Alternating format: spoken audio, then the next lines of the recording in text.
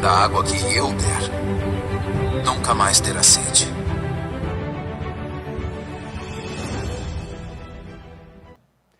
Eu costumo dizer que a pregação é a mais sublime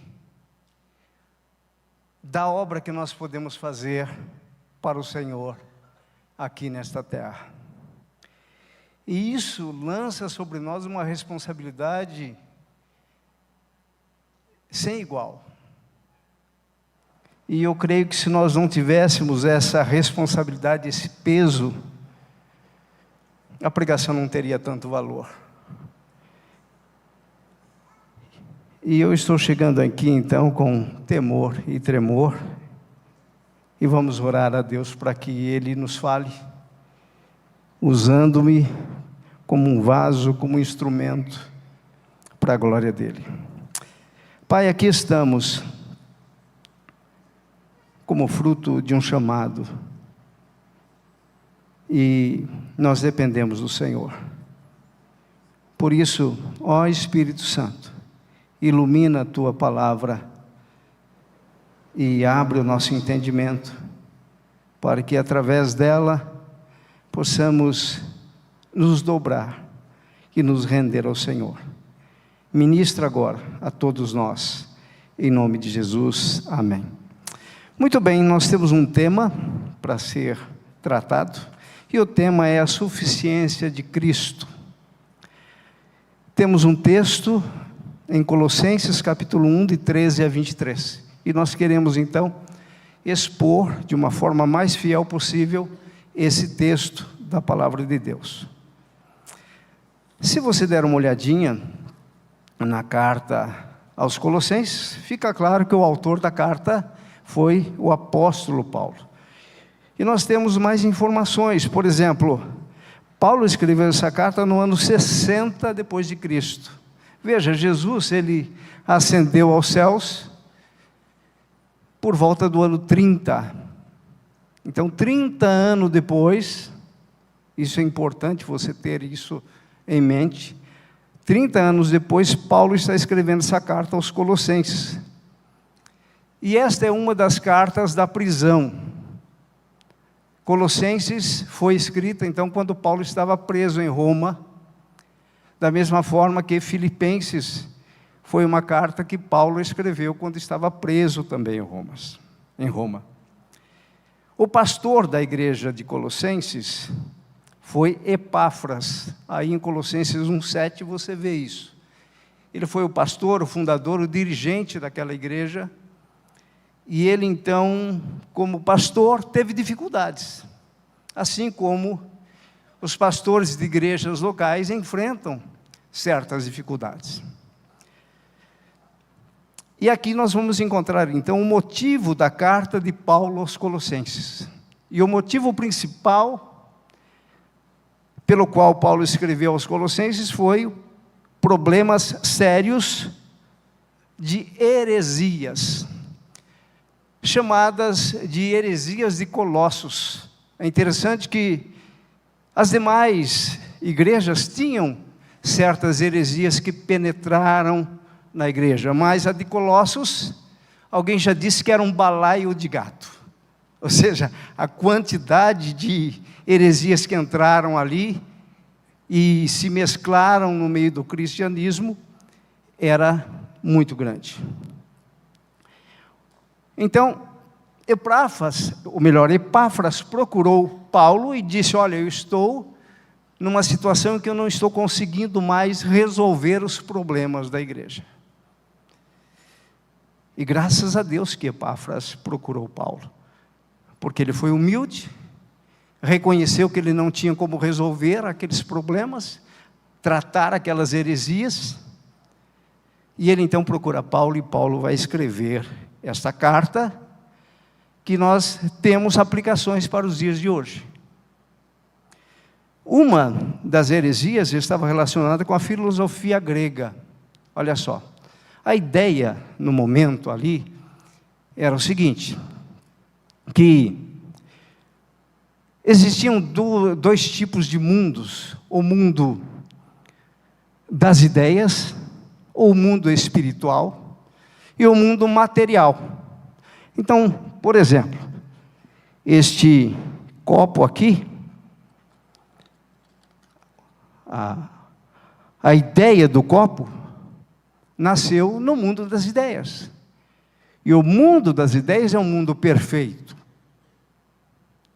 Então, tudo que nós pensamos é algo planejado e perfeito. Entretanto, quando nós trazemos para o mundo material, para o mundo da matéria, nós vamos ver que aquilo não é tão perfeito. E olha as implicações dessa ideia, dessa filosofia grega. Se existe um mundo perfeito, que é espiritual, e um mundo imperfeito, que é material, nós não podemos crer num Deus que se fez carne, porque Deus é espírito, e Deus sendo espírito, como ele se materializaria, ou seja, essa materialização o tornaria imperfeito. Olha as implicações.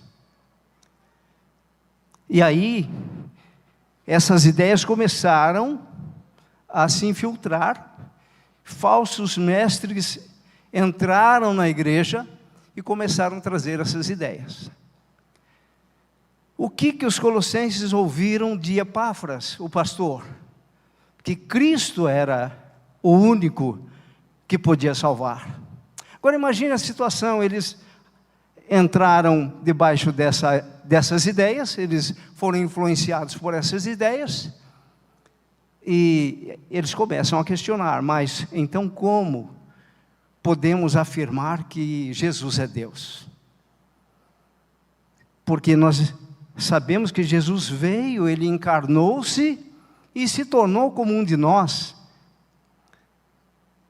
E não é claro, então, não é lógico que Jesus seja Deus. Porque a partir do momento que o espiritual se transformou em material, há uma imperfeição em Cristo. Olha o problema. Um outro problema que estava acontecendo, que se infiltrou muito forte na igreja de Colossos, e isso aconteceu também nas demais igrejas, foi o judaísmo. E isso é compreensível, porque ano 30, ou melhor, ano 60, é 30 anos depois da ascensão de Jesus. Então, o cristianismo era muito recente.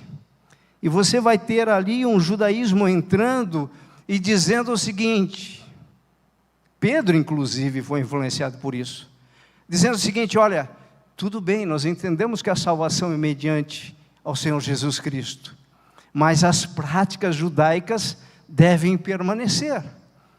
Festas, cerimônias, lá na carta aos Gálatas, Pedro teve que relutar, Paulo teve que trabalhar fortemente com ele, para ele não circuncidar todo mundo.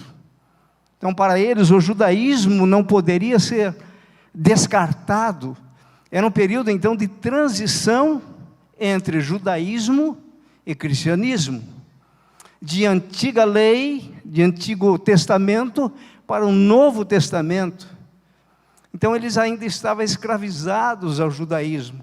O autor da carta aos Hebreus também teve que trabalhar essa questão, para mostrar que Cristo era superior a Moisés, que Cristo era superior aos profetas, e que Deus estava nos falando agora através de Jesus. Então, o judaísmo, segunda heresia, e também uma outra heresia que pegou muito forte, que é bastante convincente, era o ascetismo religioso. O que é isso?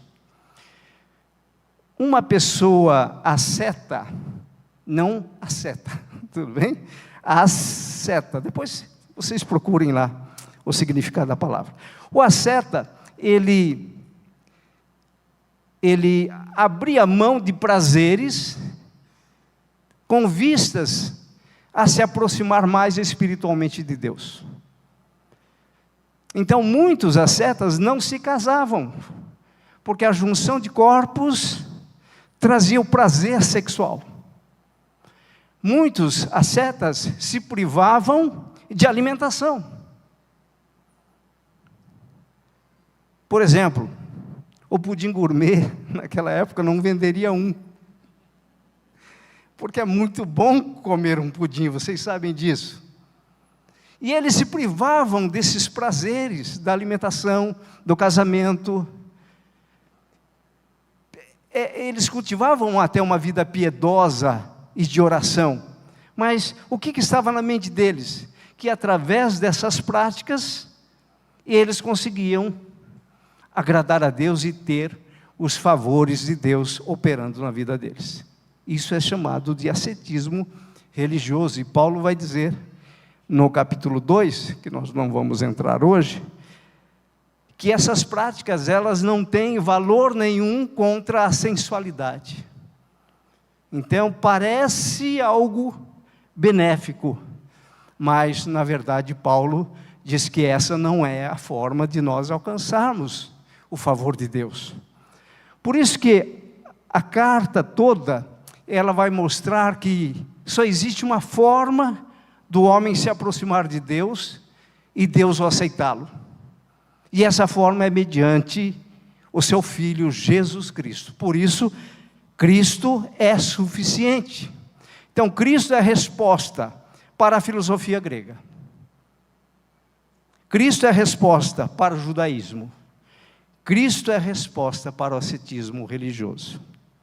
Com isso, nós não estamos dizendo aqui, importante ficar claro, que a oração não é importante, que a devocional não é importante, que a prática dos meios religiosos e a penitência não é importante.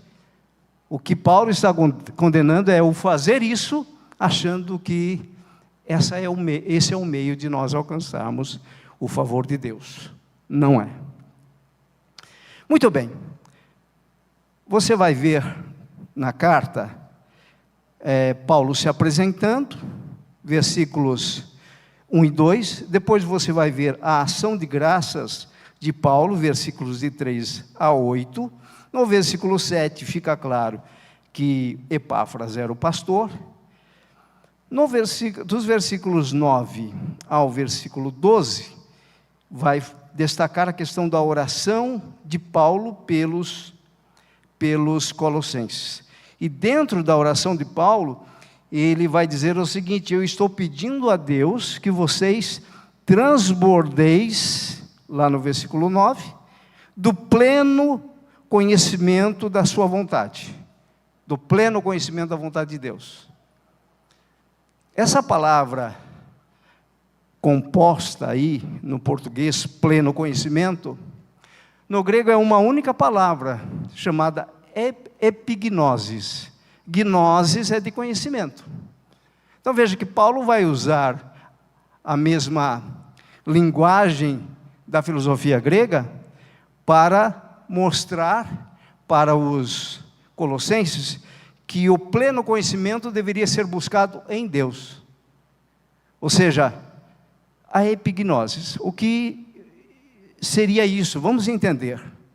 E aí é bom que a gente possa refletir se o nosso conhecimento de Deus é pleno ou não. Por exemplo, se alguém pergunta para mim: Celso, você conhece a cidade de Campinas? Eu moro aqui há quase 40 anos. Há quase 40 anos. Eu vou dizer, eu conheço. Agora, se alguém chega para mim e fala: você conhece plenamente, com detalhes, inclusive a periferia, você conhece profundamente a cidade de Campinas? Eu vou dizer que não. Nesses 40 anos, às vezes eu vou para alguns bairros por onde eu nunca passei, parece que é uma outra cidade. Então eu não tenho um conhecimento pleno da cidade de Campinas, entendem isso? Eu tenho um conhecimento o quê? Superficial. Paulo orou para que eles conhecessem profundamente a Deus, porque o conhecimento superficial de Deus não é suficiente. E ele vai ainda dizer o seguinte, no versículo 10, que vocês tenham também o pleno conhecimento de Deus, para que vocês possam frutificar em toda boa obra. Então, sem esse conhecimento profundo de Deus, nós não frutificamos. Então, isso é a introdução da carta. A partir do versículo 13, então, está o texto que nós vamos discorrer agora. Agora, Paulo, então, vocês entenderam o que estava na mente dos colossenses? Filosofia grega, judaísmo, ascetismo religioso, práticas religiosas que para eles Deus se agradaria, tudo isso estava na mente deles. E pode ser que isso aconteça no nosso meio ainda hoje. Aí então, Paulo começa a discorrer algo tremendo. Inclusive nós cantamos aqui hoje. Versículo 13, ele se referindo a Deus, porque até o versículo 12, ele está falando sobre o pleno conhecimento de Deus. Então, ele, Deus, nos libertou do império das trevas e nos transportou para o reino do Filho do seu amor. Então, o que Paulo está dizendo aqui? Paulo dividiu os seres humanos em duas categorias aqui. Aqueles que estão debaixo de um império e aqueles que foram transportados do império para o reino. A palavra império aqui é uma palavra que significa autoridade. No grego é a palavra exousia, que significa o seguinte: você tem autoridade e poder para realizar aquilo que você quiser. Olha só. Então, através da filosofia, através da religião, você está debaixo desse império, você ignora a verdadeira fonte de sabedoria que está em Deus. Então, Paulo está dizendo, olha, vocês não estão mais debaixo da filosofia, vocês não estão mais debaixo do judaísmo, é isso que Paulo está dizendo, vocês foram transportados desse império, que vocês achavam que era um local bom, não é? E ele está dizendo aqui império das trevas, as trevas aqui, o sentido é desconhecimento das verdades divinas. E nós sabemos que Satanás opera num campo chamado ignorância. Então, quanto mais nós somos ignorantes, mais nós estamos inseridos debaixo desse império. E nós achamos, então, que nós podemos agir com base no conhecimento humano. E o que acontece? Ele vai dizer, e nos transportou para o reino do Filho do seu amor. Reino agora, aqui a palavra é basileia, é governo divino. Olha o que Paulo está dizendo aos Colossenses. Eles entenderam essa mensagem. Deus tirou vocês dessa condição, desse império das trevas, dessa escuridão, dessa falta de luz, dessa falta de entendimento, e colocou e transportou vocês debaixo do seu reino, do seu governo. É isso que Paulo está dizendo. Então nós temos esses dois locais, vamos dizer assim, e aí classifica os seres humanos, ou debaixo do império das trevas, ou debaixo do reino do Filho do seu amor, do seu governo. E aí nós temos que fazer uma reflexão. Eu estou de que lado? E agora no versículo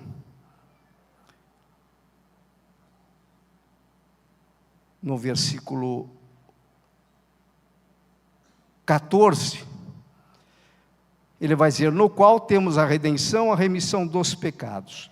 Então nos tirou do império das trevas para o reino do Filho, e ele vai dizer então, no qual, ou seja, no Filho, nós temos a redenção, a remissão de pecados. Redenção e remissão, dois conceitos fundamentais para nós entendermos o operar de Deus. Essa palavra redenção significa o resgate mediante o pagamento de um preço. Ó, para não esquecer mais, redenção começa com RE, tudo bem? Resgate também, tudo bem, pessoal? Isso é coisa de professor, para que o aluno possa memorizar os conceitos. Então vamos lá. Redenção é resgate.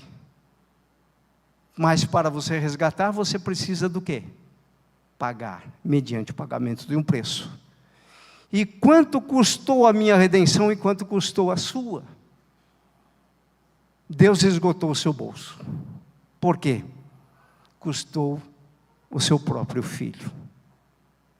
Então, o sangue de Jesus foi o preço. Para a remissão, remissão é perdão. Quando eu leio esses textos, eu costumo ver o seguinte, e vem uma ilustração na minha mente.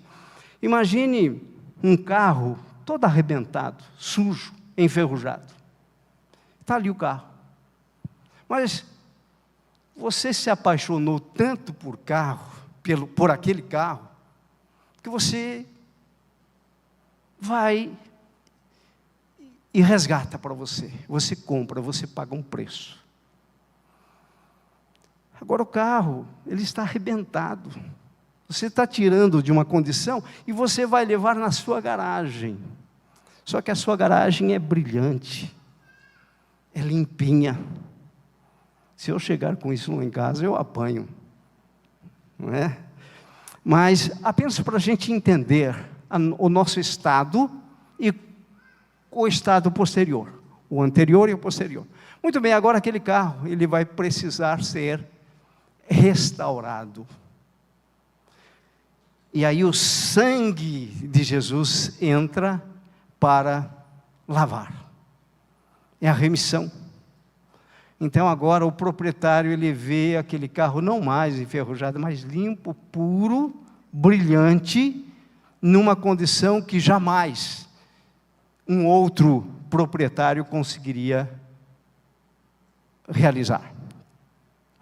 E Deus então, segundo o que Paulo está dizendo, Ele fez isso conosco, Ele nos tirou de um charco de perdição, de pecado, e nos colocou debaixo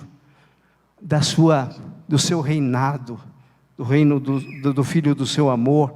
Mas olha, então, essa compra, esse transporte, os meios que Deus utilizou foi a redenção e a remissão. Tudo bem? Sem essa obra expiatória de Jesus na cruz do Calvário, isso não seria possível. E Paulo está deixando claro para os colossenses o preço que foi pago. Então, é como ele estivesse dizendo, vocês não podem mais continuar nessa condição, debaixo do império das trevas, porque foi pago um preço para que vocês estivessem nesta condição. Então, Paulo, ali foi a vela do culto da manhã, da pregação da manhã, que iluminou, através da sua luz, a mente dos colossenses. Agora vejam, na continuação, agora ele vai falar de Jesus, é o que foi cantado hoje. E Paulo poderia fazer um resuminho ali simples, mas ele não fez um resumo simples. Isso aqui, segundo alguns, se tornou numa doxologia, num hino cantado, Cristo. Um hino que exalta a majestade e o poder de Deus. A partir do versículo 10, então, o que nós vamos ter? Paulo apresentando, fugiu aqui o meu esboço, e quando foge o esboço, olha só, não, pode deixar que eu pego na mão, ainda dá para pegar. Quando foge o esboço, o pastor só tem uma coisa a fazer, ou ele improvisa, ou termina o sermão, mas graças a Deus que o esboço está aqui. E nós vamos ver então agora, do versículo 15 ao 19, Paulo apresentando a pessoa de Cristo. Lembra, ele disse que a redenção e a remissão foi os meios que Deus utilizou para nos tirar daquela condição. Agora, Paulo vai começar no versículo 15 a discorrer a respeito de quem é o Redentor. Então, quando você quiser colar sobre o Redentor, vai nesses versículos do versículo, então, 15 ao 19. Olha só como ele vai descrever. Este quem? Este Jesus que morreu por vocês, que ofereceu a redenção e a remissão dos seus pecados. Não é qualquer pessoa. Ele é a imagem do Deus invisível. E aqui ele começa a combater a filosofia grega. Ele sim se encarnou e a perfeição de Deus continuou nele. Ele é a imagem do Deus invisível. Então aquela ideia de que quando você materializa, você transforma aquilo que é material em coisas impuras, Paulo está dizendo, não, isso não aconteceu com o Redentor. Pelo contrário, este Jesus é a imagem do Deus invisível, e continua, o primogênito de toda a criação. E aqui Paulo não está dizendo que Jesus foi criado, porque quando se estuda a doutrina da Trindade, o que nós encontramos na doutrina da Trindade? 3 pessoas distintas, o Pai, o Filho e o Espírito. E a doutrina vai dizer o seguinte, que o Filho foi eternamente gerado do Pai. Geração é diferente de criação. Todos nós aqui somos criaturas de Deus. Jesus não foi criado, ele foi gerado. Ou seja, a partir do momento que Deus existe, Jesus existe. Então ele e o Pai são um. Então a Trindade, apesar de serem 3 pessoas, nós temos um único Deus.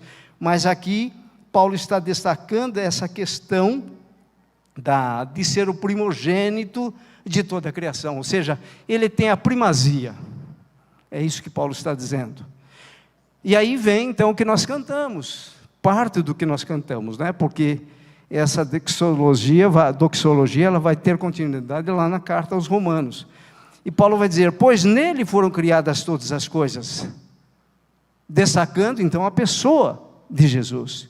Nos céus, sobre a terra, as visíveis e as invisíveis, olha só, sejam tronos aqui representa reinado, sejam soberanias, só Deus é soberano, quer principados, quer potestades, que são autoridades, que Paulo trata também na carta aos Efésios, capítulo 6, e aí vai dizer, tudo foi criado por meio dele e para ele. Então Cristo estava na criação. Cristo é criador. E Paulo não termina, no versículo 17, ele é antes de todas as coisas. Nele, olha só, tudo subsiste. Ou seja, a subsistência do universo depende de uma pessoa. Essa pessoa é Cristo. Paulo falando isso para os colossenses, eu imagino cada um deles entendendo tudo aquilo, toda a influência que eles tinham recebido, e agora, sabe quando cai a ficha? E fala, não, agora nós estamos entendendo quem é Deus. Então, nele tudo subsiste. E Paulo continua dando pancadas fortes, dizendo, ele é a cabeça do corpo da igreja. Ele é o princípio, o primogênito entre os mortos, para que em todas as coisas ter a primazia. Então Jesus é primaz, ele tem toda a primazia, ele é o primeiro, não tem como você colocar uma segunda pessoa ali. Ele é único, e por isso a adoração pertence exclusivamente a ele. Versículo 19, porque aprove a Deus que nele residisse toda a plenitude. O que significa isso? Essa palavra plenitude aí, a ideia é de um navio totalmente preenchido, inclusive com a sua tripulação. Significa nenhum espaço ficaria naquele navio. A plenitude aí, Paulo está querendo dizer que o preenchimento de Jesus é suficiente ao ponto de nós não precisarmos de intermediários para nos chegarmos a Deus. Porque tinha também uma ideia lá de que se nós agradássemos os anjos, eles intercediam perante Deus para que nós fôssemos aceitos. E aqui Paulo vai dizer o seguinte: porque aprouve a Deus que nele, em Cristo, residisse toda a plenitude. Então não tem espaço para outros deuses, não tem espaço para adoração a anjos, não tem espaços para outros meios de se chegar a Deus, porque de onde nós estamos até Deus há um preenchimento, e esse preenchimento é Cristo. É o que Paulo está deixando aqui claro nessa plenitude. E a partir do versículo 20, o que nós temos? A abrangência da redenção, que é algo também tremendo. Então o que Paulo está trazendo? Mostrando para os colossenses que filosofias, judaísmo, ascetismo não é nada perante aquilo que o Redentor realizou. E vai dizer no versículo 20, então, o seguinte: e que havendo feito a paz pelo sangue da sua cruz, por meio dele, reconciliar-se consigo mesmo todas as coisas. Olha a abrangência. Precisamos sair daqui entendendo isso. Reconciliou consigo mesmo todas as coisas, e para ficar claro, quer sobre a terra, quer nos céus. Então a plenitude, o preenchimento da pessoa de Cristo foi tão abrangente, e a redenção dele envolveu isso. Paulo está dizendo que o sangue de Jesus agradou plenamente a Deus, ou seja, o sangue de Jesus satisfez plenamente a justiça divina.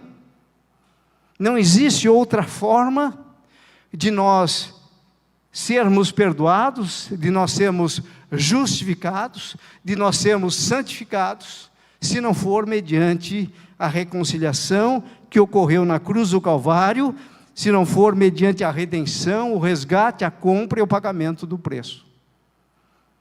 Paulo estava deixando claro para os colossenses, deixando claro para nós hoje, que não existe outro meio de nós nos achegarmos a Deus, que não seja o próprio Filho. Então a abrangência aqui da redenção envolveu todas as coisas, sobre a terra, quer nos céus, ou seja, quer no universo.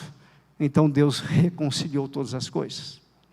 E nós teremos a plenitude disso tudo no novo céu e na nova terra, conforme Apocalipse capítulo 21.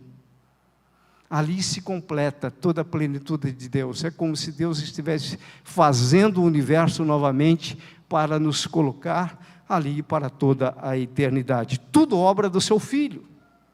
Então Jesus não é um redentorzinho qualquer.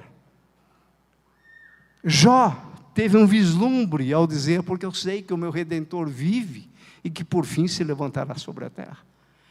Mas Paulo aqui revela, ele vem então como vela, com uma luz incandescente pelo poder do Espírito Santo, e mostra essas verdades para os colossenses. Muito bem, versículo 21 a 22, Paulo vai tratar com os colossenses, dizendo: vocês eram assim, passado, hoje vocês estão assim, presente, e vocês serão assim no futuro. Então, versículos de 21 a 22, o que nós temos aí? Vejam. E vós,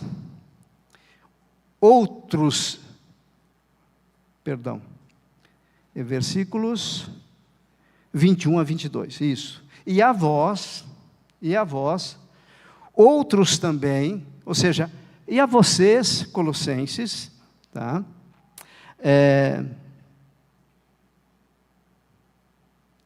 Que outrora é passado, que outrora éreis estranhos e inimigos no entendimento de vossas obras malignas. Então os colossenses também estavam outrora, no passado, nessa condição, debaixo dessa escravidão, debaixo do império das trevas.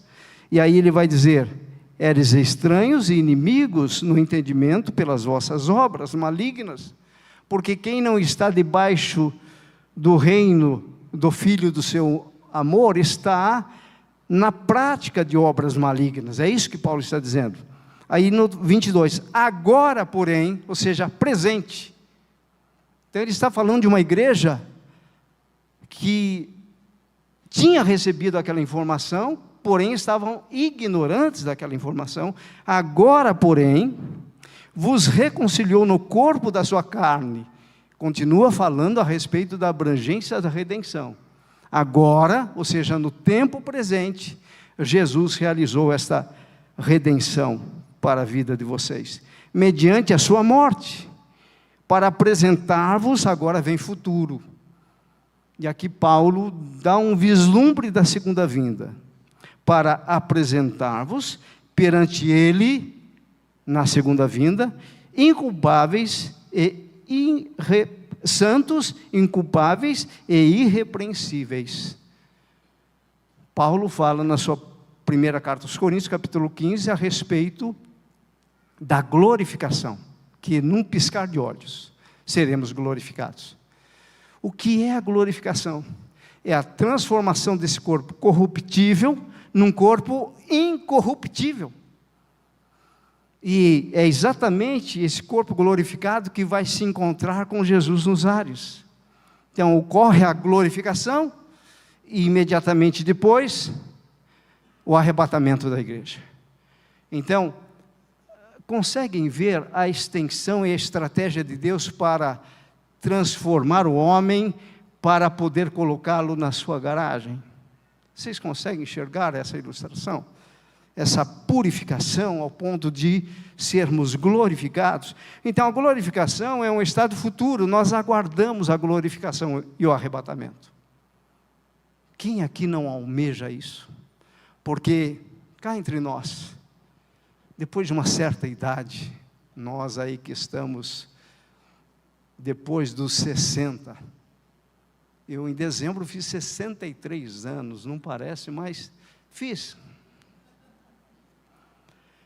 A gente já começa a pensar, né?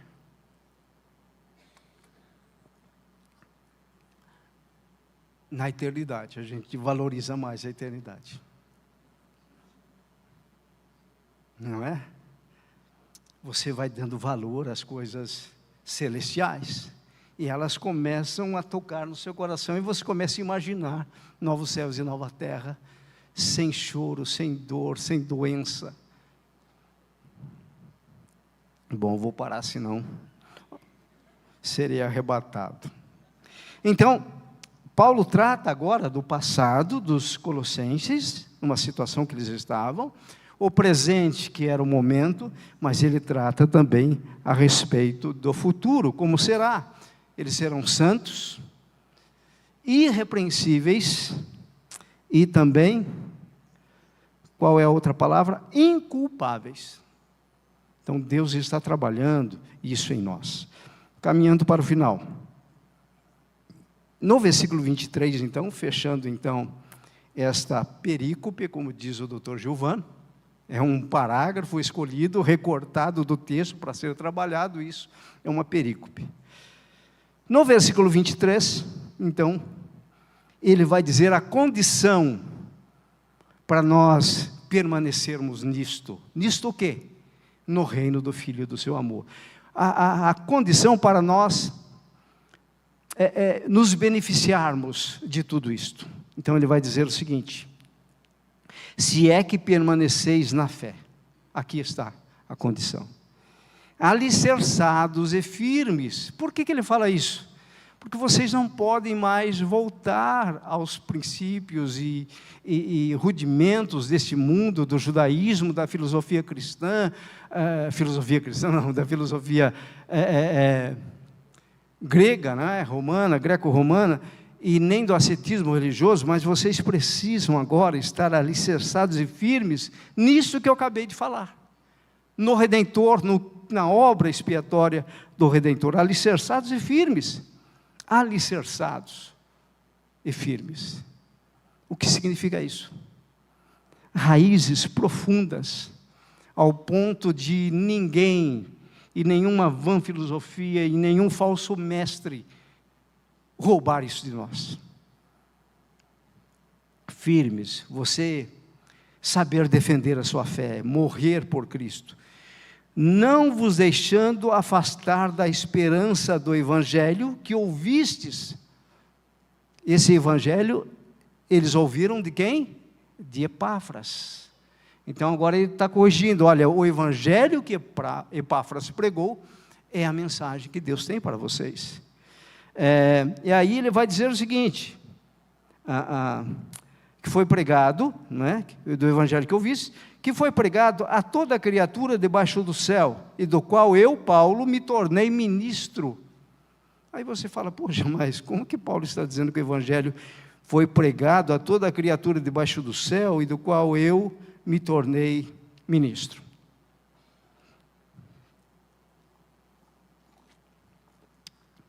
Quando a gente estuda inspiração divina nas Escrituras, como Deus inspirou as Escrituras pelo Espírito Santo, e como Ele moveu homens para escrever as Escrituras inspiradas, a beleza está que Deus não mexe no conhecimento do homem. O que eu estou querendo dizer isso? Lá em Levítico, Moisés diz que morcego era ave. E aí você fala, está vendo? Contradição na Bíblia. Hoje nós sabemos que morcego é o quê? Um aracnídeo? Não, morcego é um mamífero. Tudo bem? Mas voa. Para o escritor, na observação dele, ele via aquele animal voando e uma ave voando, então ele tratou como ave. O Espírito Santo não chegou no ouvido dele para dar uma aula de zoologia. Entendem isso? Quando eu falo a redondeza da terra, é a luz do observador. O observador fala, não, a terra é plana. Mas hoje a ciência mostra que não é. Entendem isso?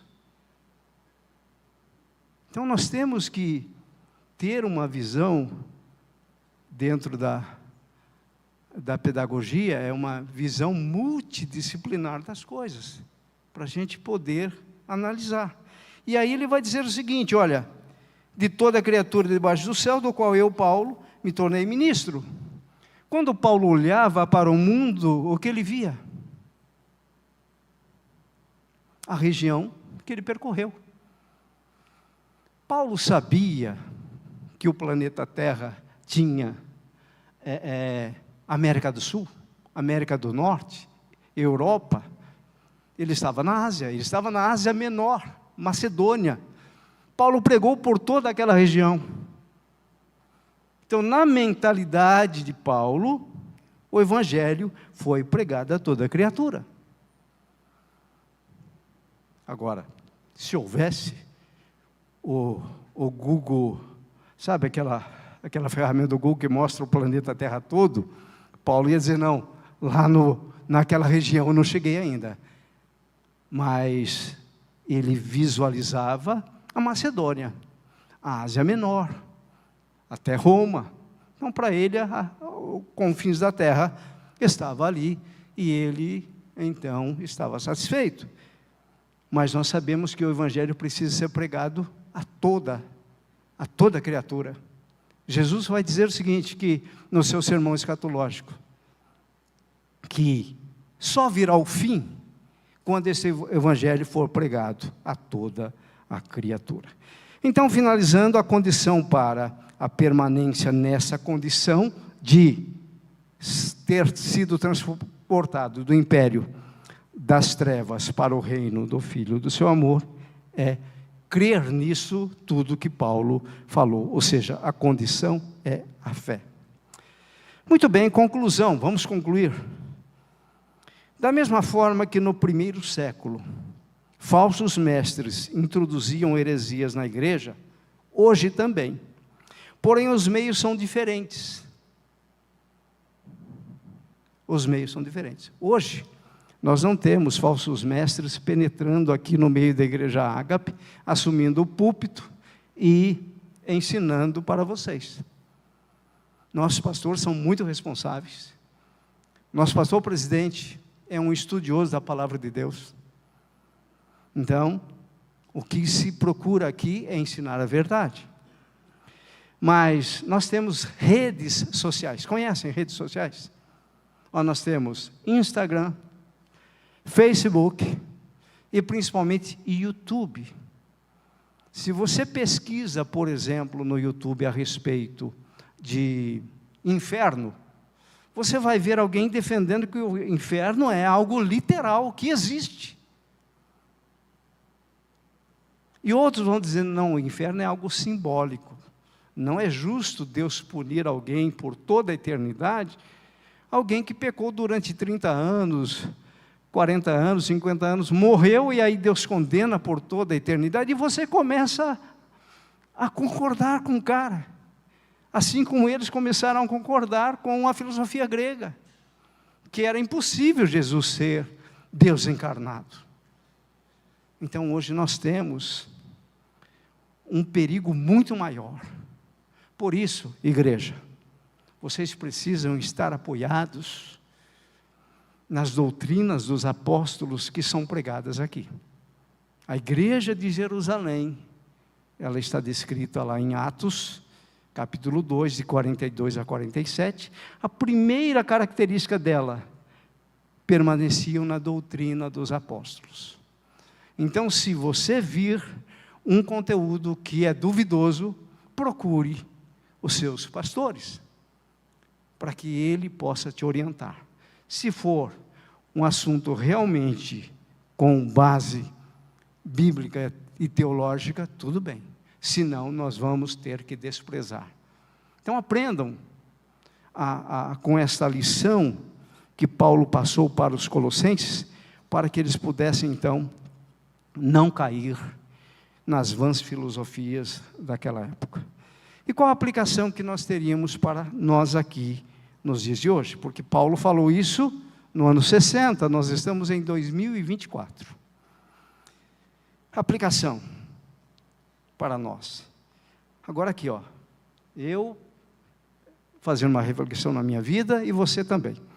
Reconhecemos que fomos transportados de um estado para outro, do império das trevas para o reino do Filho do seu amor. Reconhecemos isso? 2, entendemos a importância da necessidade da redenção e da remissão?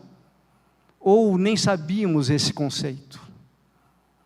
Veja, quando nós não sabemos um conceito, nós estamos debaixo da ignorância. Daí a necessidade de se estudar a palavra, de se debruçar perante ela.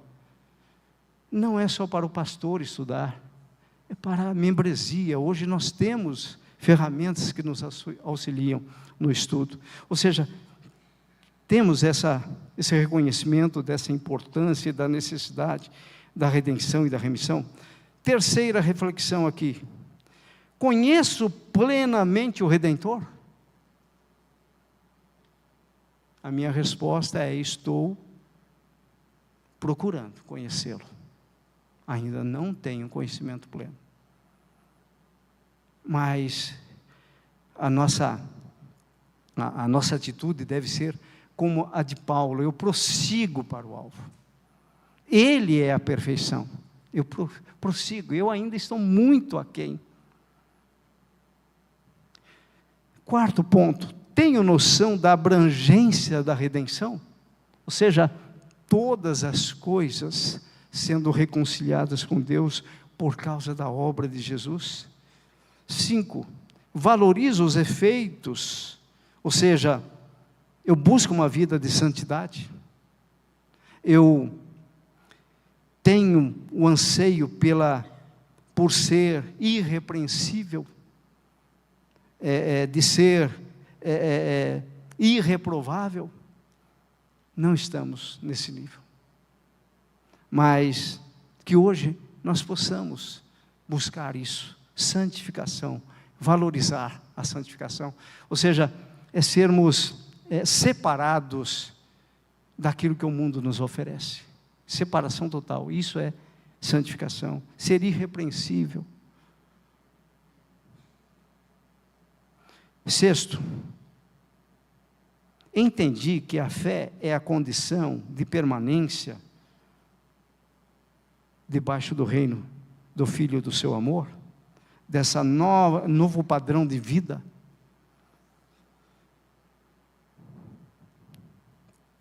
Então, aí está a explanação do texto, a aplicação, e agora eu vou orar.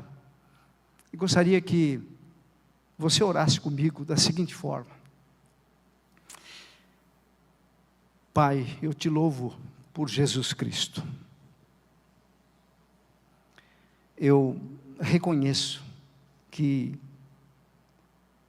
através dele, o Senhor me transportou do império das trevas para o teu reino, para o reino do Filho do teu amor. Senhor, eu reconheço também agora que o meu Redentor, ele é a expressão exata do Deus invisível. Eu reconheço que ele preenche toda a minha necessidade. Eu reconheço que o meu Redentor é suficiente para mim em qualquer área da minha vida. É por isso, ó Deus, eu quero, pela fé, receber essa transformação. Eu quero, pela fé, ser tocado no meu íntimo, porque eu sei que é o teu Espírito que me convence do pecado, da justiça e do juízo. Senhor, eu não quero permanecer fora do padrão cristão que o Senhor tem para mim. O Senhor sabe que muitas vezes minha mente é dominada pelo raciocínio humano, pelas coisas que os sofismas, os pensamentos e as fortalezas me escravizam. Por isso, ó Deus, descortina ainda mais perante mim